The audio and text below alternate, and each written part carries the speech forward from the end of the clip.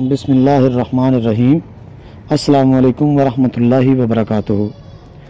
हकीम हाज़िर कीमियागरी YouTube channel के मुअज़्ज़ज़ दोस्तों, उम्मीद करता हूँ कि आप सभी भाई खैर-ओ-आफ़ियत से होंगे।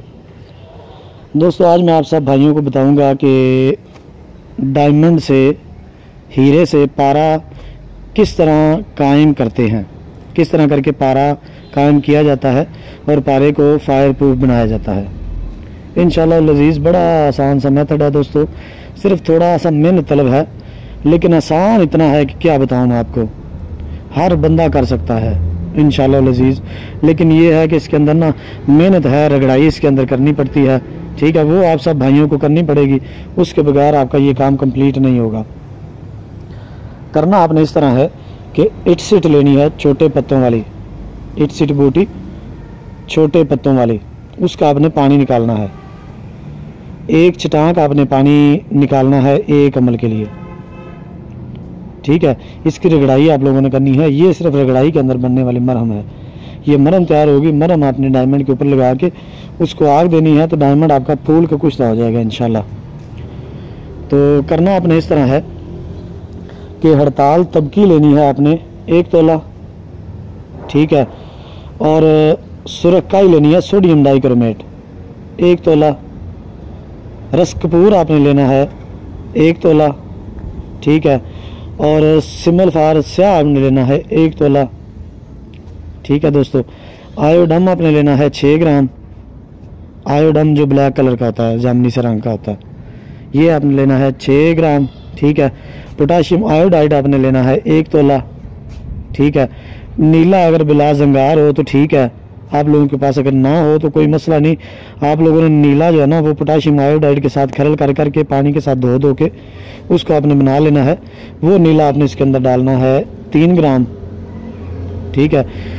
ये सारी चीज़ें आपने अच्छी तरह इनको जनाब पहले अलग-अलग खरल करके फिर इकट्ठे करना है, इकट्ठे करके खरल करते जाना है।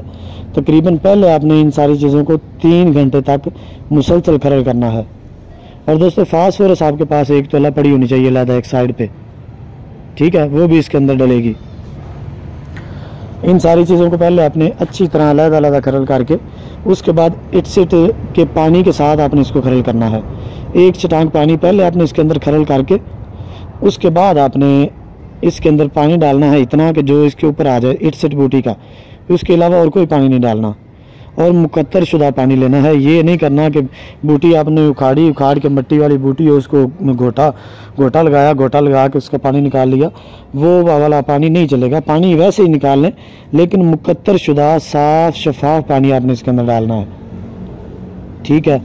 वो पानी डाल के आपने इसको अच्छी तरह खरल करना है। पहले खरल करके उसके बाद आपने पानी इतना उसमें डालना है कि जो सारी चीज़ों के ऊपर थोड़ा सा आ जाए। फिर आपने उसके अंदर फास्ट डालते जाना, थोड़ा छोटे छोटे पीस करके डालते जाना और खरल करते जाना, ठीक है। पानी थोड़ा और डालते जाना ताकि फास्ट इसके अंदर पहले शोला ना पकड़े। जब अच्छी तरह इसके अंदर हल होगी तो फिर वो शोला बंद हो जाती है, उसके बाद वो शोला नहीं देगी। समझ आ गई आपको? इस तरह करके आपने इसके अंदर फास्फोरस डाल के खरल कर करके अच्छी तरह 1 तोला फास्ट आपने ख़त्म करनी है। और पानी चाहे जितना भी लग जाए आपने वो इसके अंदर डालना है, ठीक है। अगर आप थोड़ी सी पानी की तरफ से कोताही करेंगे तो जाहिर है कि ये फास्ट शोला पकड़ जाएगी। जो आप डालेंगे उसके अंदर मिक्स नहीं होगी, हल नहीं हुई होगी, वो शोला पकड़ जाएगी।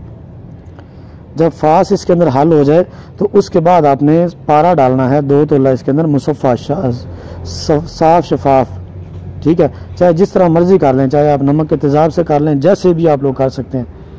पारा मुसफ़ा डालना है, चाहे शिंगरे वाला डाल लें, शिंगरे वाला पारा डालें तो वो बेहतरीन होता है, ठीक है दोस्तों। पारा आपने इसके अंदर डालना है, डाल के अच्छी तरह उसको खरल करना है, खरल करते जाना। तकरीबन इसकी 3 दिन तक रगड़ाई होती है। और इटसिट बूटी का पानी जो है ना वो तकरीबन 1 लीटर के राउंड अबाउट आप लोगों ने इसके ऊपर खर्च करना होता है, ठीक है। 3 दिन तक इसकी कम से कम रगड़ाई है, और ज़्यादा से ज़्यादा 1 लीटर पानी पे जितने भी दिन लग जाएं, कम से कम आपने इसकी 3 दिन लाजमी रगड़ाई करनी है। रगड़ाई करके उसके बाद आपने इसको कांच की शीशी में रखना है, उसके अलावा किसी और शीशी में नहीं डालना। कांच की शीशी में डाल के ये मरहम आपकी तैयार होगी, उसके ऊपर आपने कार्क लगा के रखना। ताकि उसको हवा ना लगे और ये ऑक्साइड ना हो। उसके बाद आपने डायमंड लेना है 1 रत्ती का, उसके ऊपर आपने ये मरहम 1.5 ग्राम लगानी है। 1.5 ग्राम इसके ऊपर लेप करके उसको आपने क्रूसिबल कुठाली के अंदर बंद करना है। बंद करके उसके ऊपर से गिल हिकमत करके खुशक करके 2 से 3 किलो की आग दे देनी है। ठीक है, उसके बाद इसको निकालें, निकाल के चेक करें कि डायमंड की क्या सूरत हाल है। पहली मरतबा में थोड़ा सा फूलता होता है। उसके बाद आप दोबारा सेम यही प्रोसीजर करें, पहले वाला मटेरियल उतार दें, दोबारा उसको पहले वाले मटेरियल को आपने संभाल कर रख लेना है, ज़ाया नहीं करना उसको।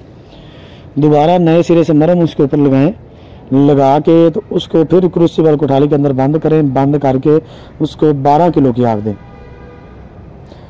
दूसरी आग के अंदर इंशाअल्लाह अज़ीज़ उम्मीद है कि आपकी जो क्रूसिबल कुठाली होगी वो आधी से ज़्यादा भरी हुई होगी डायमंड के फूलने की वजह से। डायमंड आपका फूल के इसके अंदर कुछता होगा, उसको आपने जनाब निकालना है, एहतियात के साथ निकाल के जो आपकी उसके ऊपर दवाई लगी होगी जिसके साथ वो फूला होगा उसको आपने उसके अंदर ही खरल कर देना, उसको अलहदा नहीं करना। उसको अच्छी तरह खरल करें, खरल करके उसको भी शीशी के अंदर बंद करें, कार्क लगा के रख लें। ये आपका डायमंड पारे को बिठाने वाला कायम बन गया। उसके बाद आपने इससे काम किस तरह लेना है। इससे काम लेने का प्रोसीजर ये होता है कि आपने ये वाला जो डायमंड का कुश्ता है ये 1 रत्ती लेना है। 1 रत्ती लेके गंधक लेनी है अमला सार 3 ग्राम और नुशादर लेना है 3 ग्राम। इन तीनों चीज़ों को आपने अच्छी तरह खरल करना है। खरल करके उसके बाद आपने जनाब पारा लेना है 5 तोला, कम से कम 5 तोला हो, ज़्यादा से ज़्यादा 1 पाव हो। उसके ऊपर आपने डाल के इसको कुज्जी के अंदर बंद करें। कुज्जी में आप बेशक बंद ना भी करें, वैसे ही ओपन कुठाली में डालें। कुठाली में डाल के ऊपर हल्का सा कोई पतरा रख दें, कोई ढक्कन वगैरह लगा के उसको कोयलों की आग के ऊपर रख दें। जब आप कोयलों की आग के ऊपर रखेंगे तो जैसे ही पारा गर्म होगा ये सारी चीज़ें पिघल के डायमंड और ये सारी चीज़ें ऊपर जकड़ बंद सब बन जाएगा, आपको नज़र आएगा। ठीक है, अगर बंद करके आग दे लें तो भी कोई मसला नहीं, अगर बंद ना भी करें तो वैसे ही जकड़ बंद सा बन जाएगा उसके ऊपर, यानी कि उसके ऊपर ना लेप सा बन जाएगा, आ जाएगा सारे पारे के ऊपर। जैसे ही पारा गर्म होगा, पारा गर्म होगा तो ये सारी चीज़ें लेप बना के उसके ऊपर आ जाएंगी। पारा आपको आवाज़ देगा, नीचे से आपको सुनाई देगी आवाज़ कि पारे के अंदर से आवाज़ें आ रही हैं, यानी कि कुठाली के अंदर या कुज्जी के अंदर से आवाज़ें आपको सुनाई दे रही हैं। तकरीबन 2 से 3 मिनट, हद 5 मिनट आवाज़ आएगी, उसके बाद आवाज़ आनी बंद हो जाएगी। अगर आपने वैसे उसको कोयलों के ऊपर रखा होगा तो आग तेज़ कर दें। आग तेज़ करेंगे तो सारा कुछ इंशाअल्लाह अज़ीज़ चरख खा के सारा पारा बैठा होगा, लेकिन जगड़ बंद ऊपर ही रहेगा। वो लेप सा जो तय होगी वो ऊपर ही रहेगी, ऊपर ही चरख खाती रहेगी और आपको पारा नीचे से नज़र में भी आ जाए, में भी ना आए। ठीक है, तो उसके बाद आपने जनाब इसको ठंडा करना है, निकालना है कुज्जी को या कुठाली को उठा के साइड पर रखें, ठंडा करके ऊपर से ठोकर लगा के वो सारा लेप उतार के नीचे से पारे की गिरा जो है चरख शुदा आप निकाल लें। निकाल के उसको जिस भी काम में आपने लाना है, चाहे तो इसी तरह सेल करना है तो नुकरा के घर में सेल होगी, अगर इसको कलर करना है तो कलर का नुस्खा इंशाअल्लाह अज़ीज़ नेक्स्ट वीडियो में मैं बता दूंगा आपको। नेक्स्ट नुस्खा उसी का दूंगा, इसी डायमंड के साथ ही कलर भी बनता होता है। तो ये वाला जो पारा होगा ये सफ़ेद रंग में बैठेगा आपका, चांदी की तरह। तो इंशाल्लाह नेक्स्ट वीडियो में मैं आपको बताऊंगा कि इसी पारे को आपने कलर किस तरह देना है इंशाल्लाह अज़ीज़। तो दोस्तों ये था हमारा आज का नुस्खा, उम्मीद है आप सब भाइयों को पसंद आया होगा। तो मिलते हैं इंशाल्लाह नए नुस्खे के साथ, तब तक के लिए इजाज़त दें। अस्सलामु अलैकुम वरहमतुल्लाहि वबरकातुहू।